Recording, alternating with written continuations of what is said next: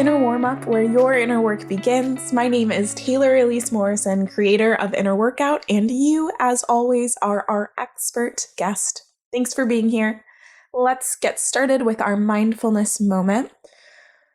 What we'll do is inhale through your nose, and then on the exhale, I want you to purse your lips like you've got a straw.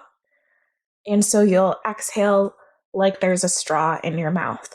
Let's try that a few times together. So inhale and exhale through that imaginary straw. Inhale, filling up your belly.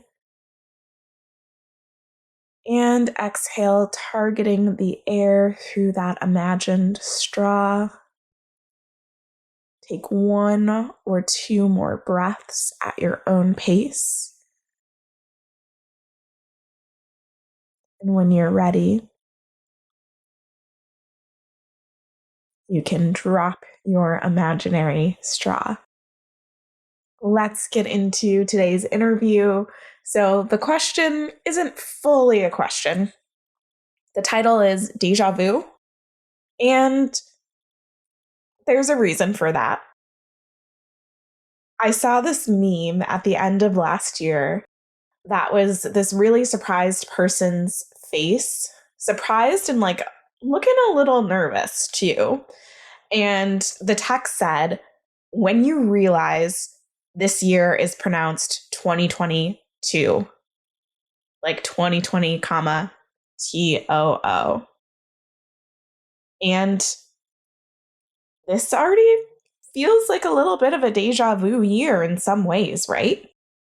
Like maybe just personally, you've invited newness into your year, a new approach to relationships, a new way to engage with your body, and maybe things start to feel the same again.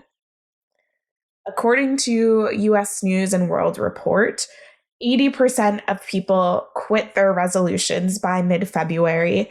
So there's a pretty likely chance that there's some new way of experiencing or engaging with the world that you've invited in that maybe isn't quite living up to your expectations right now.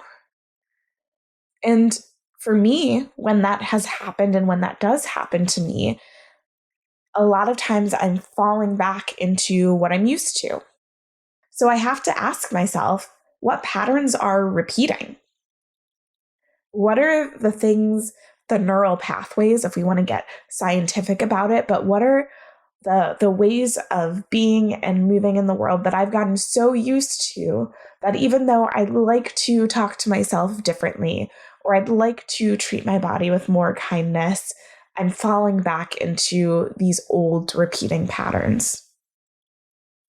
And from there, it's helpful for me to re-engage by saying, okay, why did I want to let go of that pattern in the first place?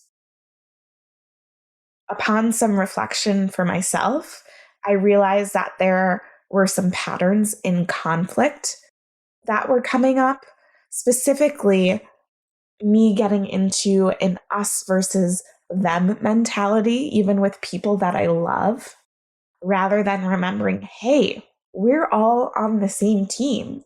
So when I see that pattern coming up, I can realize, oh, I didn't want to be an us versus them anymore because that undermines the fact that I care deeply about this person and that my true goal is to work together, to collaborate with that person towards a shared vision.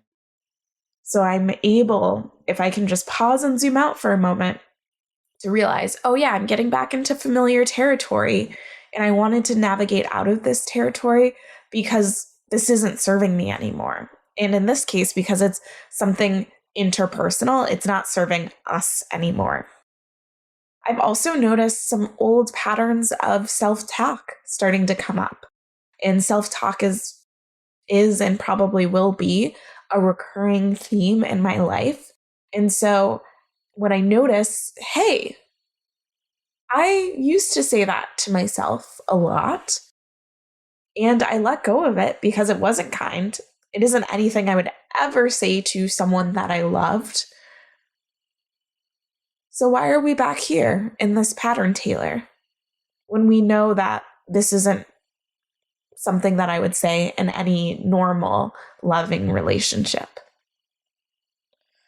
You might also notice that it feels like things are repeating and you've got that deja vu sensation just in the world around us.